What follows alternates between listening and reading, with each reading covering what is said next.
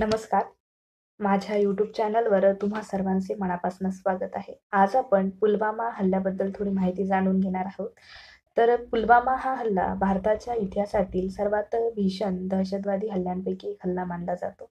हा हल्ला 14 फेब्रुवारी 2019 रोजी झाला, ज्यामध्ये भारताचे 40 CRPF जवानांना वीरमरण आले. हा हल्ला जैश-ए-मोहम्मद या पाकिस्तानी दहशतवादी संघटनेने घडवून आणलेला होता. या दहशतवाद्यांनी एक स्फोटकाने भरलेली कार CRPF यांच्या ताफ्याशी धडकवली, ज्यामुळे प्रचंड विस्फोट झाला आणि 40 जवानांना वीरमरण आले. पुलवामा हल्ला झाल्यानंतर काही आठवड्यातच भारताने 26 फेब्रुवारी 2019 रोजी पाकिस्तानच्या बालाकोट या शहरात एअर स्ट्राईक केला. यामध्ये भारतीय हवाई दलाने जैश-ए-मोहम्मदच्या तळावर हल्ला केला आणि या हल्ल्यात अनेक दहशतवादी ठार झाले, अशी माहिती मिळालेली आहे.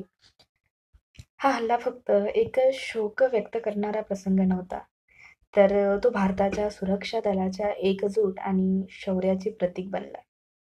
पुलवामा हल्ल्याच्या पाठीमागे असलेल्या दहशतवाद्यांनुसार हा हल्ला जम्मू-काश्मीरच्या अशांततेला आणखी प्रगल्भ करण्यासाठी केला गेला होता. पण त्याऐवजी या हल्ल्यामुळे देशभरात एकता आणि एकजुटीचा सूर उडाला. तर आपल्या जवानांना आपण भावपूर्ण श्रद्धांजली अर्पण करूया.